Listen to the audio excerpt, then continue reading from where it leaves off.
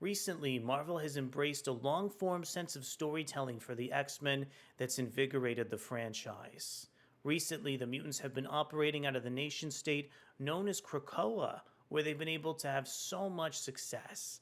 In fact, the X-Men even managed to cheat death and terraform an entire planet. However, this caught the attention of several foreign invaders, and the X-Men were unable to protect their home. Now, in the wake of the From the Ashes storyline, it's time to see how the X Men are going to operate with a more divided roster of heroes. My name is Arako Braddock, and today, let's go ahead and preview the brand new flagship Uncanny X-Men issue 1. But before we get deeper into the video, I want to encourage you to consider subscribing to the channel. Uncanny X-Men issue 1 is written by Gail Simone, featuring artwork from David Marquez. We have colors from Matthew Wilson, letters from VC's Clayton Cowles, and the iconic cover over on the first issue is still illustrated over from David Marquez and Matthew Wilson. David Marquez has had such an interesting tenure at Marvel Comics across storylines like Civil War II. It's fantastic to see him as the flagship artist over from Marvel's Uncanny X-Men series. Also, want to give a quick shout out over to Adventures in Poor Taste for posting some of these preview pages. And I want to kick off our review by exploring some of the incredible artwork coming in over from David Marquez here. First off, in terms of Uncanny X-Men, I was thrilled by some of these opening pages, picking up right where the climactic X-Men chapter 35 left off, as the character of Dr. Ellis ended up heading back over to Westchester to explore the X-Men's mansion.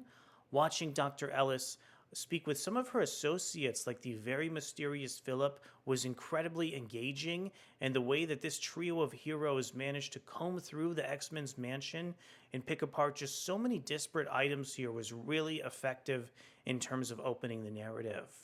I really found author David Marquez is so great at facial expressions, especially for the really foreboding Dr. Ellis, who readers get to know incredibly well within the first chapter. I really love how this opening scene is paced here, and as Dr. Ellis starts to meet this mysterious inmate X, who is also teased towards the end of the Krakoan line for Marvel Comics. Now, this actually transitions over to some of our preview pages that we have up on the screen here as the character of Wolverine heads over to Mexico City in order to meet up with an old friend. Watching Logan have some of these conversations with a fellow hero who he's known for such a long time carries a great sense of grit in this storyline.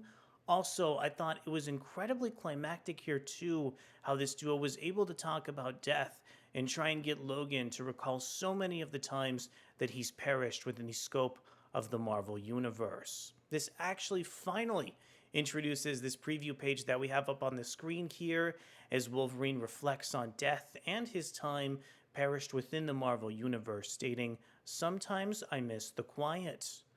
This sequence also gives way to a much lighter tone here as the two heroes of Rogue and Gambit manage to head into the scene with some big smiles across their faces. Also, want to give a shout out to David Marquez for evoking this sense of negative space in the background and some of these panel bleeds.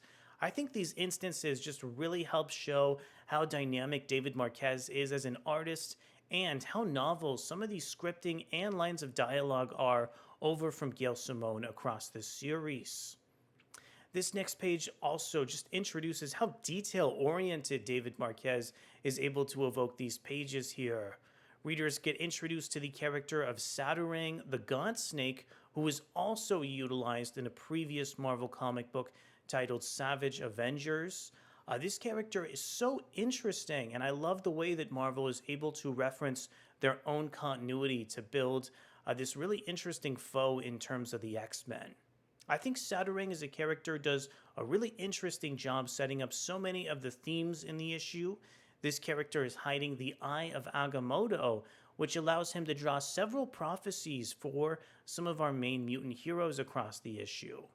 Saturang ends up calling Gambit the Thief, Wolverine the Hunter, and Rogue the Scared Little Girl. Saturang just adds so much personality to this comic book series, and is captured so vividly and with so much imagination from David Marquez. Another massive strength for this brand new volume of Uncanny X-Men is how this one singular issue tracks across the globe to tell so many different scenes. The next scene takes place over in Mississippi as readers are introduced to the mysterious character known as Harvey X.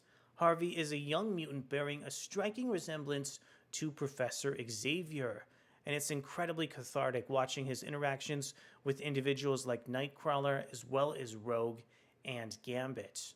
However, this scene has an incredibly dour final note and manages to cause our X-Men to get incredibly existential about why they managed to form this team in the first place. Also, there's a really interesting call out here over to Exceptional X-Men, as the character of Kitty Pryde has been referenced time and time again right now, and is also seemingly in an incredibly negative place as well. I think so many of these X-Men books have had so many great final moments or instances of plot reinforced by this QR page. Uncanny X-Men issue 1 is no exception to the rule. This one page references some of the other disparate plot threads in X-Men 35, as well as the mysterious location for Professor Xavier, and it manages to tease a really interesting sense of relationship between Rogue and Cyclops that we might see play out across future issues of not only Uncanny X-Men, but Cyclops' own X-Men as well. So at the end of the day here, I really think Marvel's Uncanny X-Men issue 1 is a really special comic book. This was a really massive creative shift for this line of comic books. We haven't had Gail Simone write a comic book for the publisher in quite a while, so it's pretty tremendous to see such a strong start from not only her, but what David Marquez brought over to this series as well. I was so fascinated by the antagonist of Dr. Ellis, and I can't wait to see her start colliding with some of our X-Men in really bombastic fight scenes. I want to know from you, what did you think of not only Gail Simone's excellent dialogue, but some of David Marquez's beautiful artwork? What are your first impressions of villains like Dr. Ellis? Let me know down in the comments below. Thank you so much for coming to check out our brand new comic book review over on Uncanny X-Men Chapter 1, and we'll be back to visit the future of this series as soon as it's published. Thanks so much, and I'll see you soon. Bye.